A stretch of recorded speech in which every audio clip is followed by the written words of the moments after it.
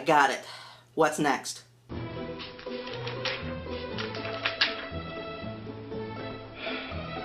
Now reroute the pulse generator through the phase inducer.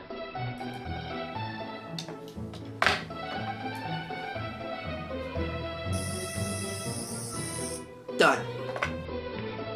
Are you sure you don't want me to build your raccoon pult? No! What is with you and animals anyway? You know what? I don't want to know. While we're on the subject, have you made any process decrypting that USB drive that I got from Lazarus? Negative. I've never seen anything like it. It's got 22 layers of decryption. It would be easier for me to make you a new best friend. With nuclear-powered nipples. I'm not even gonna dignify that with a response.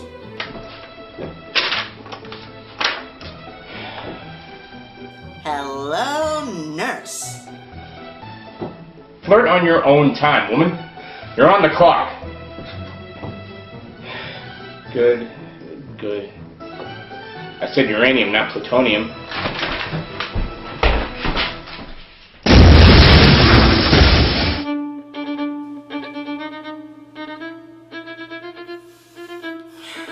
Time to get to work.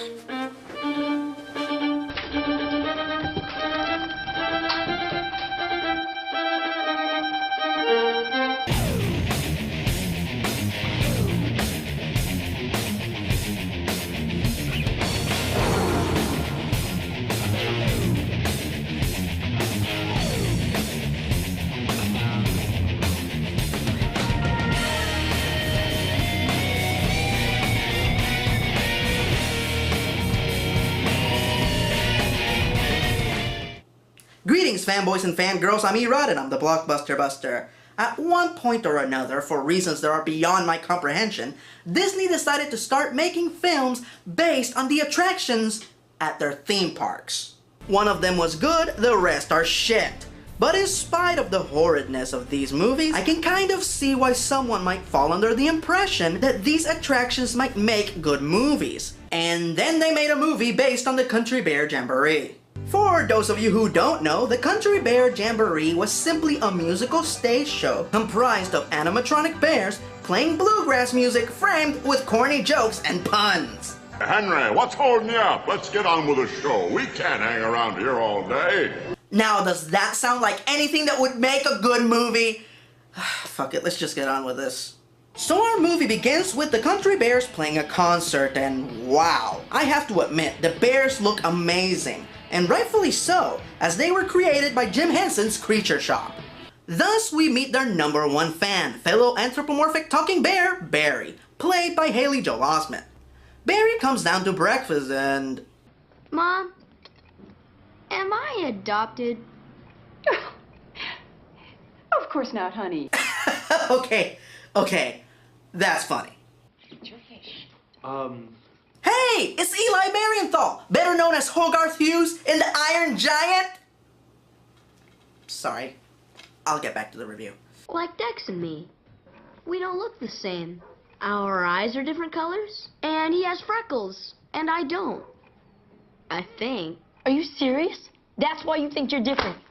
Oh, I love this kid. Annoyed by his parents' blind love, Eli breaks it to Barry that he's adopted.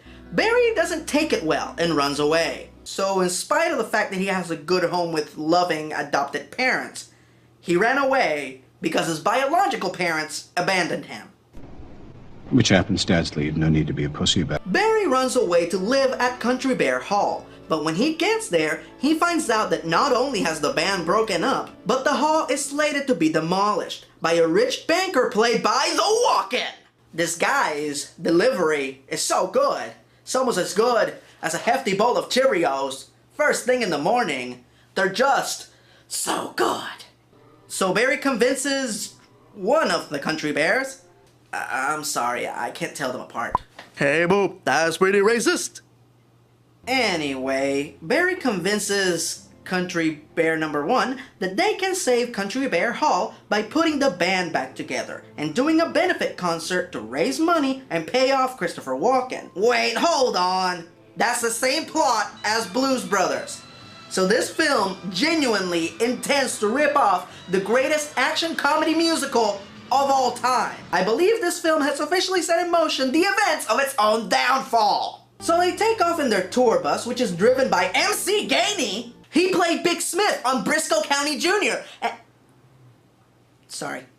So they go to get Country Bear number 2. Hey boy, you better quit that shit. Anyway, they go to get him when suddenly a pretty girl recognizes him and asks him to play the harmonica for her.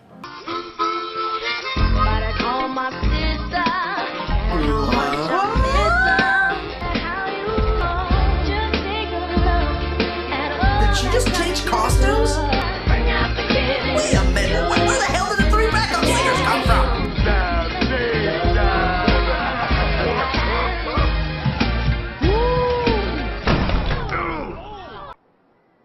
What the hell was that? So after that spontaneous, spur-of-the-moment, totally improvised musical number, our heroes recruit Harmonica Bear. Dude, seriously? What the hell? I'm not being racist. Nobody knows the names of the country bears. And rumor has it that they didn't even use the names of the characters from the attraction to name the characters in this movie. Except for Trixie, but she's the only female bear. Everybody knows her. So stop being overly sensitive and go away and get your head stuck in a honey jar or something. All right. Don't get your pennies in a bunch. So they go to get Alcoholic Bear, but he has worked up a major tab at the Honey Bar, ran by Queen Latifah. No, I have no idea why she's in this movie. So they make a deal with her. She will clear his debt if Drunken Bear can beat the house band in a musical duel. A musical duel? Isn't that the devil's shtick? I'm a bad motherfucking fiddler. So offensively intoxicated Bear agrees to duel against Brian Setzer!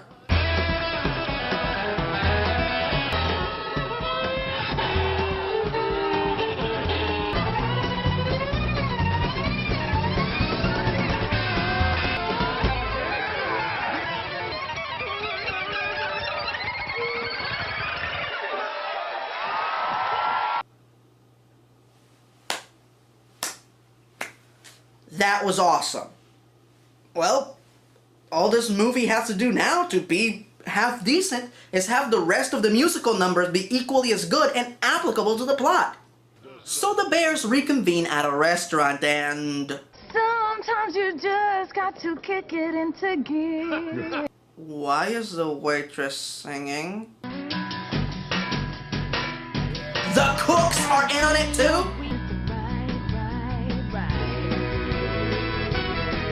Wait a minute, where the hell did those old ladies get those horns?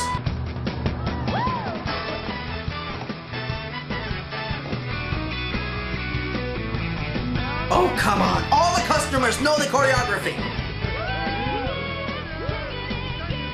Sometimes you just got to kick it into gear. Enough with the singing already. So Barry's family called the police, thinking that Barry had been kidnapped. Don't worry, young buck. We'll find your brother for you. Here now. There we go. Now you're an honorary deputy. Gee, thanks. I'm sure all the kids on the playground will be really impressed. I love that kid. The officers are hot on the bear's trail, and the bears make a run for it. On their tour bus. Really? You're going to try to outrun a Crown Vic in a tour bus. You probably have an easier time if you were driving a parade float. All right, it's time to lose these guys. Honey. How about a little thing I call hiding in the car wash? What? A car wash? No, that's just... Oh, you've got to be kidding me! Well, now all the police officers have to do is drive around the car wash and wait on the other side for the tour bus to come out and... Really? Well, this couldn't possibly get any dumber. Yeah, it's all right. Police business.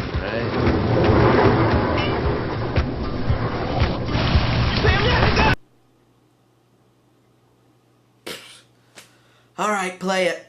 Get it! Get it! Get it! Stupid motherfucker! Stupid motherfucker! Stupid motherfucker! Stupid motherfucker! Stupid motherfucker! Stupid motherfucker!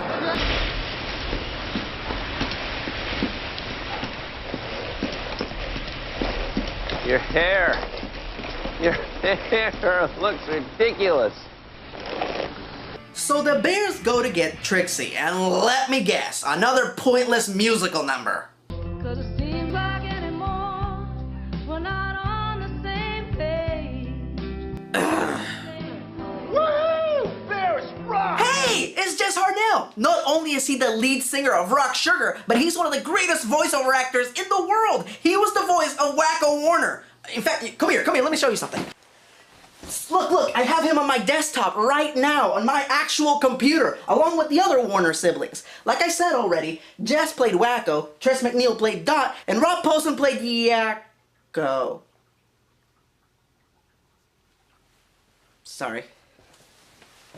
Wait, no, I am not sorry, alright? These people are awesome. These people are my Beatles, alright? The real question is, how come you so-called fanboys and fangirls don't have them on your desktop? So they go to collect the final member of the band, who is now a wedding singer. Gee, let me guess. Are they gonna do yet another pointless musical number? Then you're going. That's it? You just punched him out and he's back in the band. Well, why didn't you do that the last 4 times you needed to recruit somebody for the band? So, since we're almost to the final act and there hasn't been a single bit of actual conflict, suddenly, miraculously, the bears are kidnapped by Christopher Walken. I kidnapped 5 bears by myself. I mean, that's almost as impressive as Frankenstein's monster. I mean, he's powered by electricity. I mean, wow. So as it turns out, the reason Walken hates the bears is because they beat him at a talent show when they were kids. A talent show? I wonder what Christopher Walken's talent was. Whoa, buddy, what are you doing?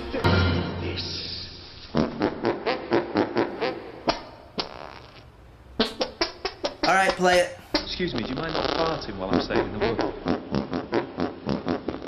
You know, that wasn't as bad as I thought it was gonna be, but you know what this armpit number could have used? I could have used a little more cowbell. Cowbell. Barry recruits his family to rescue the country bears, and they do so by launching a boat through the window.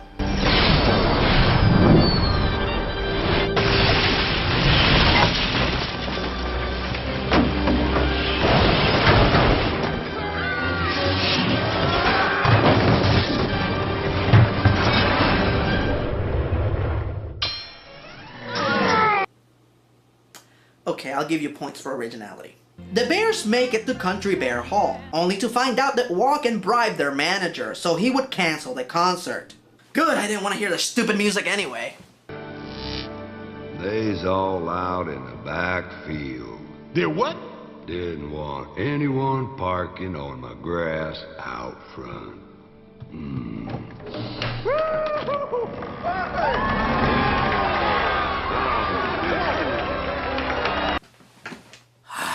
Balls. I would ask why the audience was hiding behind Country Bear Hall, but frankly, I don't care. Walken gets swept away, their debt is paid. So now, after an entire movie's worth of build-up, let's see the damn bears perform.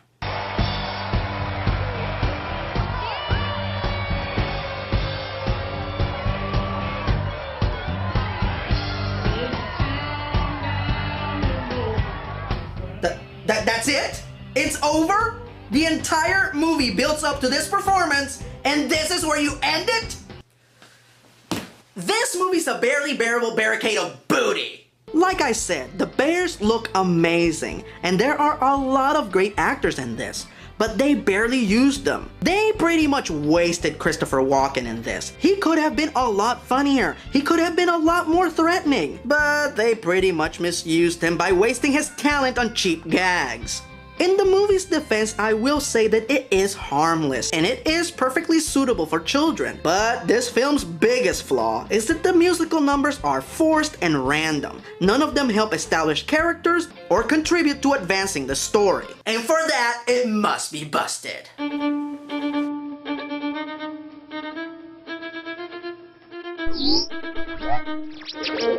Jarvis, get me a target. Target acquired, sir.